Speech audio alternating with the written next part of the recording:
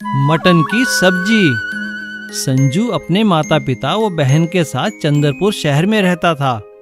वह बहुत ही शैतान लड़का था। उसे शरारतों के अलावा मटन खाना बहुत अच्छा लगता था। एक दिन संजू ने अपनी मम्मी से कहा, मम्मी मम्मी, आज भी क्या तुमने मटन की सब्जी बनाई है? नहीं बेटा, आज मैंने पनीर बनाया है। नहीं, मुझे तो मटन ही खाना है, बना दो ना। और संजू मम्मी से मटन की सब्जी बनाने की जिद करने लगा। तभी दोनों की बातें सुनकर संजू के पिताजी वहाँ आ जाते हैं। पापा, आप मम्मी से कहो ना आज मटन की सब्जी बनाए, मुझे वही अच्छी लगती है, मैं वही खाऊंगा बस। नहीं संजू बेटा, आपकी मम्मी ठीक कहती हैं।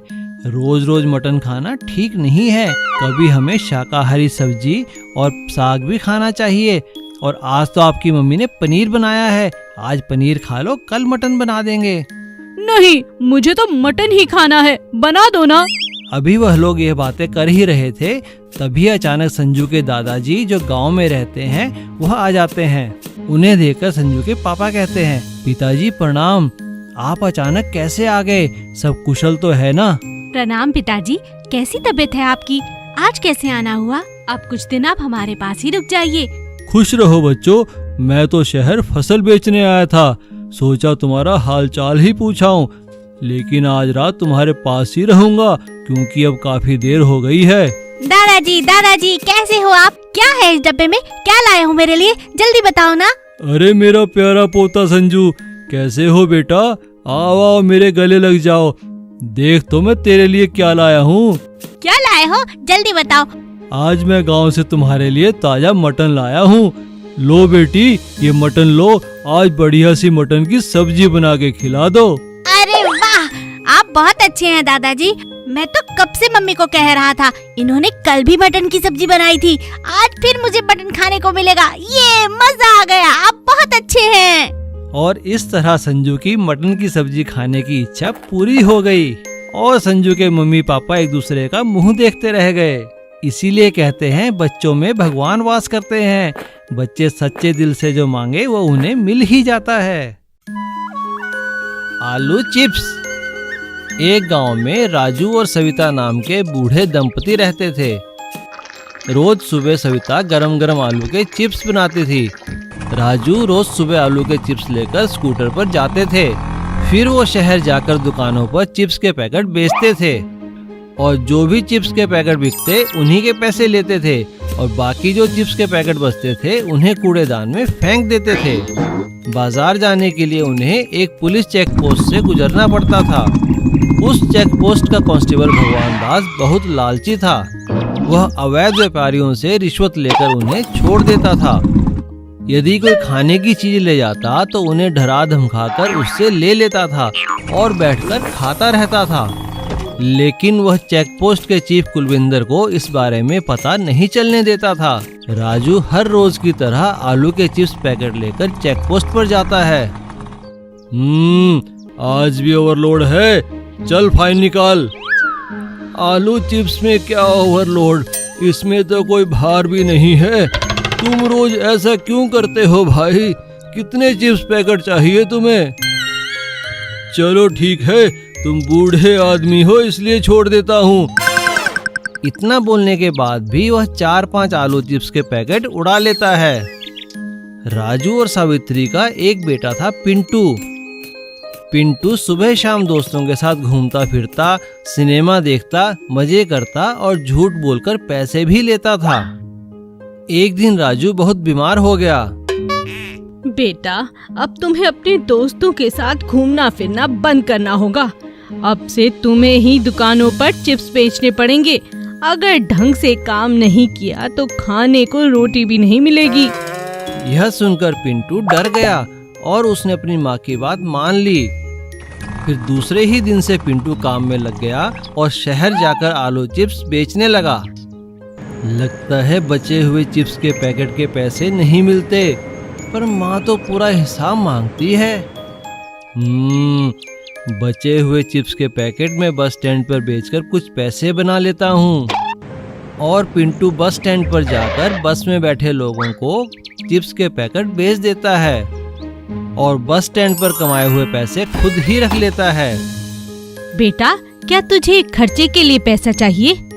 पिंटू मना कर देता है, लेकिन उसकी माँ को उस पर शक होने लगता है और हर रोज की तरह वो बाकी बचे चिप्स के पैकेट बस स्टैंड पर जाकर बस में बेचता है और उन चिप्स के पैकेट से हुई कमाई से वह अपने दोस्तों के साथ टाइम पास करता है और मजे करता है। कुछ तो गड़बड़ है। ये पैसे कहाँ से आते हैं इसके पास? अपने दोस्तों के साथ बैठा रहता है जब देखो। इस तरह 15 दिन बीत गए और पिंटू और उसके दोस्त चिप्स के पैकेट इकट्ठे करने लगे ताकि वह उन्हें एक साथ बेचकर काफी पैसे इकट्ठे कमा सकें। अरे बाप रे, इतने पैकेट इकट्ठे हो गए, अब इन्हें बेचना चाहिए। अरे टेंशन मत ले पिंटू, सुबह ही गांव से निकलकर सब बेच आएंगे। अगले दिन पिंटू और उसका दोस्त चिप्स के पैकेट लेकर उसी चेक पोस्ट से निकले। राजू के चिप्स खाए बहुत दिन हो गए। अच्छा, तो तुम उसके बेटे हो? इतना ओवरलोड, खोलो खोलो, कितने पैकेट हैं इसमें? और भगवान दास लालच में आकर 10 पैकेट चिप्स खा जाता है और उसे पेट में दर्द होने लगता है। यह देखकर पिंटू और उसका दोस्त घबरा जाते हैं। तभी चेक पोस्ट इंचार्ज कुलविंदर वहां आ जाते हैं। सर, अरे सर, मुझे बचाइए, मेरे पेट में बहुत दर्द हो रहा है। तेरे खिलाफ तो पहले ही बहुत शिकायतें हैं भगवान दास, तुझे सस्पेंड करना पड़ेगा और इन दोनों को भी फूड पॉइजनिंग के केस में अंदर करना पड़ेगा।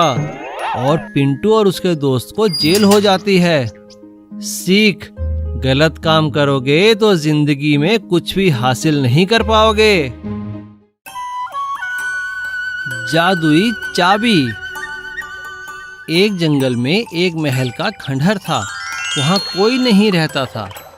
उस खंडहर के पास एक झील थी। एक बार एक राजा उस जंगल में शिकार करने के लिए आया। शिकार की तलाश करते हुए जब काफी देर हो गई तो राजा ने कुछ देर आराम करने की सोची। राजा एक पेड़ के नीचे बैठ गया। तभी राजा को दूर से झरने की आवाज सुनाई दी। अरे, लगता है यहाँ आसपास झरना है, चलकर देखता हूँ और पानी भी पी लेता हूँ। राजा झरने के पास जाता है। वहाँ उसे पेड़ के नीचे एक साधु बाबा बैठे हुए मिले। लगता है ये साधु बाबा ध्यान में मगन है, मैं इन्हें कुछ फल दे देता हूँ। राजा बाबा के सामने फल रख देता है, साथ ही झरने पर पानी भी पी लेता है और पत्तों का एक डूना बनाकर साधु बाबा के लिए भी पानी ले आता है। इतने में साधु बाबा आंखें खोलते हैं। राजन, तुम यहाँ किस कारण से आए हो? मैंने तो तुम्हें पहले यहाँ कभी नहीं देखा। बाबा, मैं शिकार के लिए आया था। शिकार तो नहीं मिला, पर पानी की तलाश में यहाँ आया और आप मिल गए। राजन, तुम मेरे लिए भोजन और पानी लाए हो, ये तुमने परोपकार का कार्य किया है। लेकिन तुम्हारे नगर में तो पानी की कमी है। यदि पानी की कमी ठीक करना चाहते हो तो मेरी बात मानो। हाँ हाँ जी बाबा, बताइए, मैं वो सब कुछ करूँगा जिससे मेरे नगर में पर्याप्त पानी हो। तो सुनो, इसी जंगल में एक बड़ा सा खंडहर है। उसके तहखाने में एक बड़ा खजाना है। खजाना? वो किसका है बाबा? वो खंडहर और वो खजाना मेरे परिवार का था, पर जब से मैंने संन्यास लिया है तब से वो खजाना वहाँ दबा पड़ा है। मेरा कोई वारिस नहीं है। तुम इसे निकाल लो ताकि मैं शांति से अपने गुरु के पास जा सकूं। पर बाबा, मैं उस खजाने का क्या करूँगा? मैं चाहता हूँ तुम उस खजाने को लोक कल्याण के कार्य में लगाओ। इस झरने का पानी अपने नगर तक ले जाओ। लेकिन बाबा, मैं उस खजाने तक पहुँचूंगा कैसे? उस महल के दरवाजे के दाईं ओर एक चाबी है जो सिर्फ निस्वार्थ भाव से कार्य करने वालों को ही मिलेगी और तुम्हें वो चाबी मिल जाएगी। और राजा उस खजाने की चाबी को ढूंढ लेता है और साधु के आशीर्वाद से झरने से लेकर शहर तक एक नहर निकालता है। नहर आसपास के सारे खेतों को पानी पहुंचाती है, जिससे नगर के सभी लोग खुशहाल जीवन व्यतीत करने लगते हैं। और राजा अपनी पूरी प्रजा के साथ साधु बाबा का धन्यवाद करता है। Please subscribe.